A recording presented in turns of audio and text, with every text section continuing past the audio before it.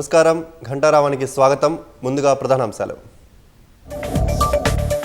స్త్రీ శక్తిని ఇందిరాగాంధీ ప్రపంచానికి చూపించారన్న సీఎం.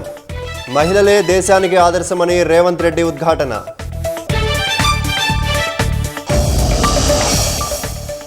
కావాలనే ప్రభుత్వ ఉద్యోగులను బీఆర్ఎస్ రెచ్చగొడుతుందన్న కాంగ్రెస్. వారి సంఘాల్లో చీలిక తీసుకొచ్చే ప్రయత్నం చేస్తున్నారన్న ఆది శ్రీనివాస్. సైనికులకు సంఘీభావంగా హైదరాబాద్లో తిరంగా ర్యాలీ. పాల్గొననున్న పలువురు సినీ రాజకీయ ప్రముఖులు.